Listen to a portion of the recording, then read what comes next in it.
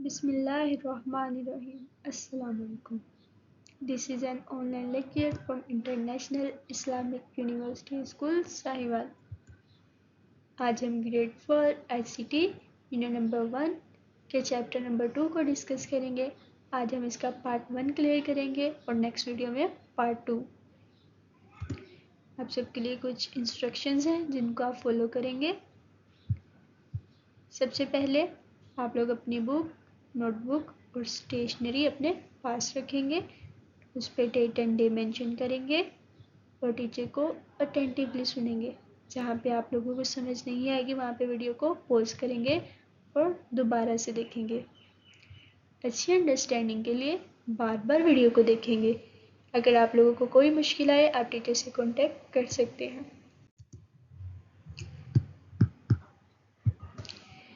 हमारे चैप्टर का नाम है storage devices. Repeat with me, storage devices. What is a storage device? Storage device क्या होता है? My dear students, storage device वो डिवाइस होता है जहाँ कंप्यूटर अपना डाटा सेव करता है या स्टोर करता है ताकि बाद में उसको यूज़ कर सकें। जिस तरह हम अपनी बुक्स अपने बैग में सेव करके रखते हैं, उनको यूज़ करते हैं, इसी तरह कंप्यूटर अपना डाटा स्टोरेज डिवाइसेस में सेव करता है ताकि उसको यूज़ कर सके। माय डियर स्टूडेंट्स, स्टोरेज की दो टाइप्स होती हैं। Firstly primary storage and second is secondary storage. आप लोगों ने इसका डिफरेंस ऐसे याद रखना है। जो प्राइमरी स्टोरेज होता है वो टेम्परेरी होता है, यानी वो हमेशा सेव नहीं रहता। और सेकेंडरी स्टोरेज वो होता है जो लॉन्ग टर्म सेव रहता है, यानी हमारे कंप्यूटर में परमानेंटली स्टोर हो जाता है। प्राइमरी स्टोरेज और सेकेंडरी स्टोरेज में क्या डिफरेंस है, जल्दी से बताएंगे? यस, प्राइमरी स्टोरेज टेम्परेरी होता है और सेकेंडरी स्टोरेज परमानेंट होता है। नेक्स्ट स्लाइड पर मूव करने से पहले आप सब मेक श्योर करेंगे कि आप सब ने अपनी बुक्स ओपन की हुई हैं, चैप्टर अपना खोला हुआ है और डेट एंड डे मेंशन की हुई है। प्राइमरी स्टोरेज या इंटरनल मेमोरी, अब हम इसको डिटेल में पढ़ते हैं। My dear students, primary storage या इंटरनल मेमोरी वो स्टोरेज होती है जो कंप्यूटर के अंदर होती है और टेम्परेरी रखती है डाटा को। जब कंप्यूटर ऑन होता है सिर्फ तब तक। इसको रीड आउट करेंगे। Holds memory temporarily when computer is on. कब तक मेमोरी को स्टोर करेगी? जब तक कंप्यूटर ऑन है। Also called internal memory. Primary storage को इंटरनल मेमोरी भी कहा जाता है और मेन मेमोरी भी कहा जाता है। इसका पॉइंट ये है कि जब हम कंप्यूटर को बंद करेंगे तो हमारा डाटा लॉस्ट हो जाता है, गुम हो जाता है, गायब हो जाता है। अब हम पढ़ेंगे सेकेंडरी स्टोरेज या एक्सटर्नल मेमोरी। पहले क्या पढ़ा था? प्राइमरी स्टोरेज और इंटरनल मेमोरी। अब पढ़ेंगे सेकेंडरी स्टोरेज या एक्सटर्नल मेमोरी। सेकेंडरी स्टोरेज वो स्टोरेज होती है जो परमानेंट होती है, जो गुम नहीं होती।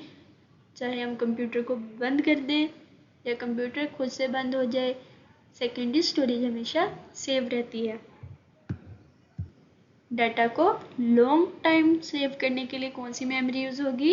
Yes, secondary memory. इसकी रीडिंग करेंगे।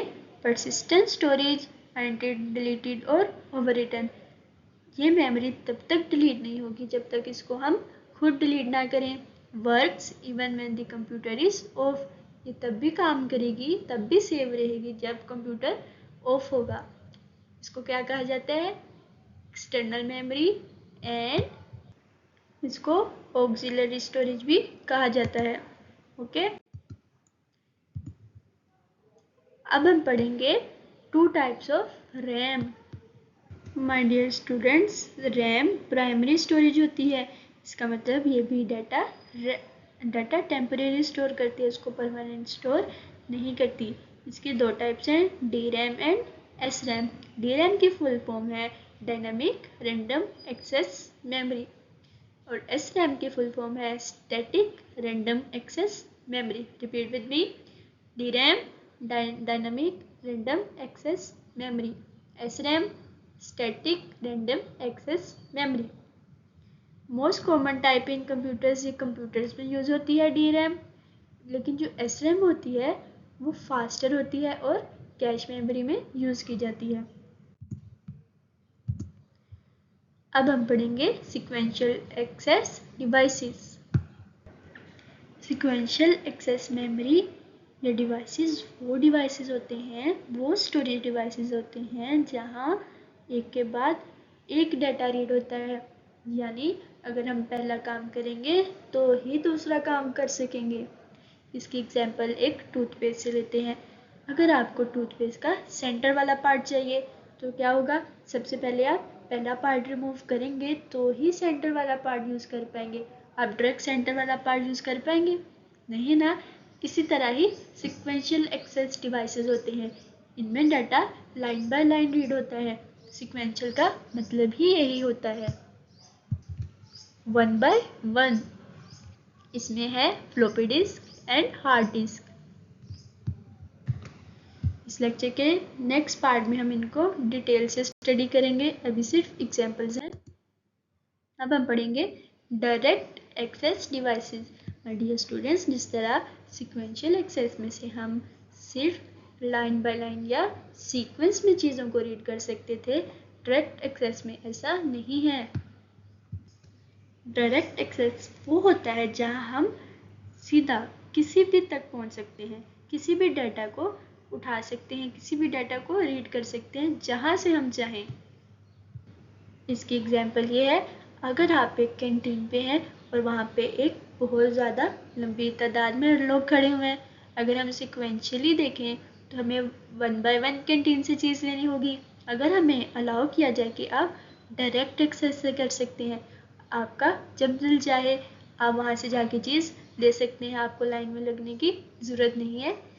तो आप क्या करेंगे, आप जाएंगे और जो दिल करेगा, जो मर्जी दिल करेगा, वो डाटा या वो चीज़ उठाएंगे। इसी तरह डायरेक्ट एक्सेस डिवाइसेस होती हैं कंप्यूटर के लिए, जिसमें से हम डाटा डायरेक्टली जहाँ से मर्जी चाहे रीड कर सकते हैं। इसके एग्जांपल है CD-ROM, DVD, फ्लैश ड्राइव या मेमोरी कार्ड। आई होप आप सबको समझ आई होगी। जहाँ पे आपको डिफ़िकल्टी आएगी आप लेक्चर को पॉज करेंगे और वीडियो को दोबारा देखेंगे। Thank you for watching. Allah हाफिज़।